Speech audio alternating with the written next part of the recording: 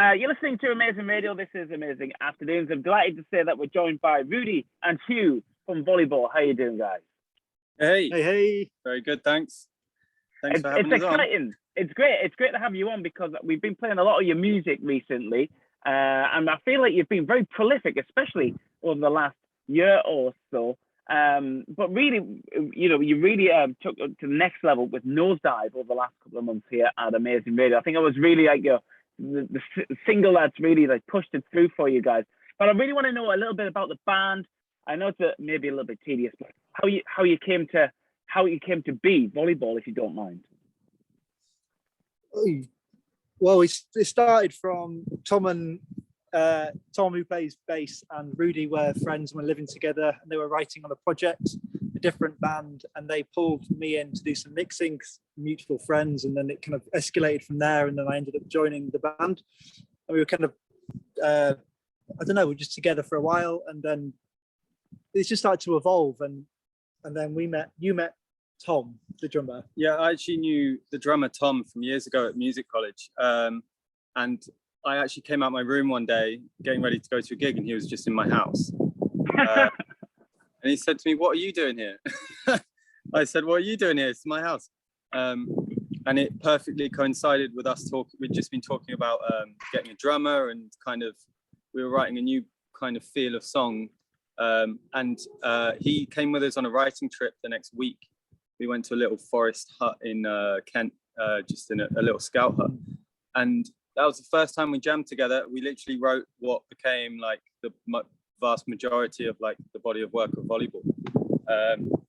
So it all had a new feel, and that they just made a lot of sense to like launch the band as that. And yeah, lockdown gave us that chance as well to like really figure out what it was and how to approach it. And it was just, I guess we used that, like, I mean, it was a shame we couldn't go and gig and whatnot, but it really gave us time to focus and figure it out together. Yeah, that's why that's why it looks prolific, is because we spent lots of time dawdling and then doing it quickly. Well, I guess that's the benefit of the situation you found yourself in, then, isn't it? You like you say, you really got to find your sound and work on it. Was it a mutual love of the kind of, I guess, psych sound? Did you all have that mutual love of the genre, or was it quite organic when you started jamming? I think we all love psych, but I think it just came out naturally. We weren't planning to go, okay, let's all get together and make some psych music. It just was like, oh, this sounds a bit psychic. Like, it just kind of, I think it naturally kind of happened, and then the way we've been writing since then, it's cemented it more and more in that kind of genre. I think it weirdly seemed like, looking back at the songs we'd written before that, it was like, oh, we were kind of trying to do this anyway. And like, it's almost like a light bulb moment where we're like, just like lean into the psyche thing, and it made a lot of sense. Yeah, it's cool. It's great. And I love the whole aesthetic as well of the band. Is that something you thought about as well? I know you touched upon it previously, that you describe yourselves as designers as well. The whole thing, it's important to you guys to take everything, treat everything, every side of the art with a bit of respect. Yeah, we had, I think the songs conjured like a visual image pretty quick. It kind of seemed to come together. And Tom, bassist and singer for some songs, he's a graphic designer, so he was able to kind of realize it early on. And then we carried it forward, and we've kind of been developing that in parallel with the songs, really. So it's a bit of an experiment on that front, but it seems to suit the music. It's quite, it seems to have colors and textures as well as, sonically as well as aesthetically. Yeah, absolutely. Let's talk about those sonic textures as well in the recording processes. What is the process then with the band? Are you quite self-contained in terms of producing, recording, and all that? Yes, we do it all ourselves, and we're a lucky position to have like studios and things and home setups and stuff that we've just been bouncing between, like, as long as I can remember. It's yeah, sorry, a load of people turn to the studio and I'm just totally distracted. It's all right. Yeah, we just bounce between and we keep everything on, like, we work on Dropbox, and like like you say, we went away and wrote a load of stuff, and then together, then people can go on that individually and go, I've got an idea for this tune, I've got an idea for this, I've had no new ideas in the Dropbox. Anyone wants to jump on it, and it suddenly becomes super collaborative. And then but we always get together and finish it off as a band, and we're like, hey, one or two people may start it, but it's the like coming together at the end that really makes it volleyball. I think every song we've done has been finished as a 4 in a room. Yeah, I don't think it would feel right if we didn't do that, because it would be the band, I think. Yeah, that's great. That's good that the collaborative effort is there at the end as well. Is there any reference points though in terms of production or sonics where you've all kind of said, oh, let's maybe recently have you all listened to something or maybe been inspired by something you've seen where you thought, let's make it sound a bit like this, or this was really, you took inspiration from a certain area or place recently? I think we often send each other music. It's an ongoing conversation.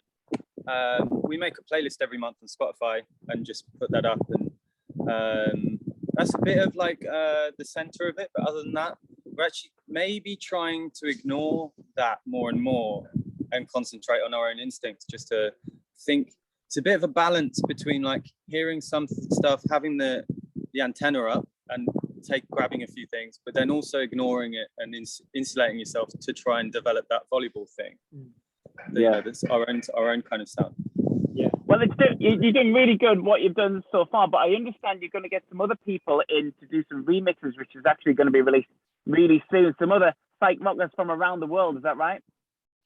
Yeah, we've got we want some remixes of the last single, Illusion. Like, who do we love? We love Morgan Delt, we love the Hollinger couple, and we're like, oh, I wonder how we get in contact with them. Like, I wonder if they'll speak to us.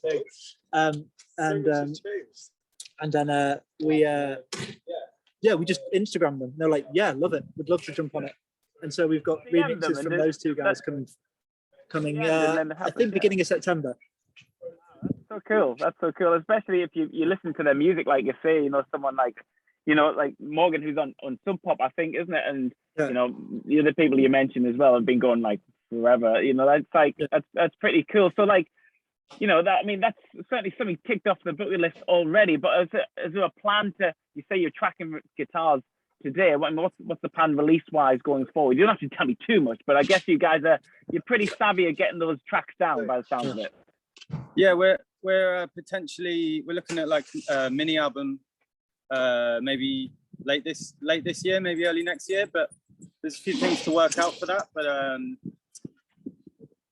definitely more songs. We've got a hell of a lot more songs almost ready to go. We just got to decide what to do with them. I guess as well now though, you're going to have a little bit of an obstacle in the way that you can play gigs again. So. Well, does this mean that the recording process is going to have to halt for a little bit so you get the live show all up and running? You got lots of songs to play live now. I think it did.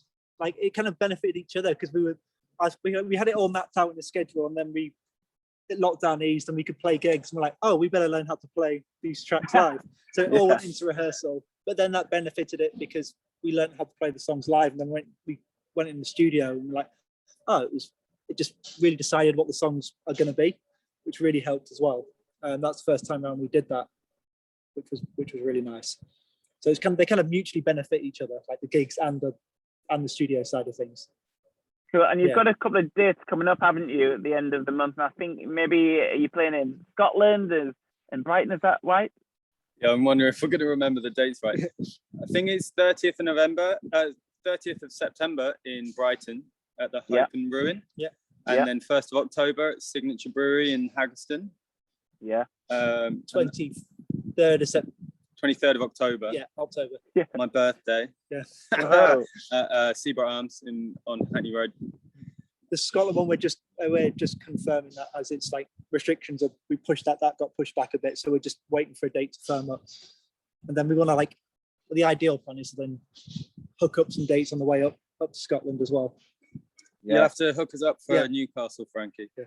Well, I can definitely hook you up with a session on the way up if you want to come into Amazing Towers. You're more than welcome. That's what we want. Yeah, definitely. That would be great. That'd be amazing. Right, guys. I'll let you get back to. Only if you do backing vocals, though. Yeah. Maybe I will. All right then. All right, deal. Thanks so much for joining us here on Amazing Afternoons. I'll let you get back into the studio this afternoon, but thanks so much for joining us, and we've loved the music we've heard so far, and we can't wait to see what you do next. Thank you, mate. Thank you That's so really much. great. Have a good day.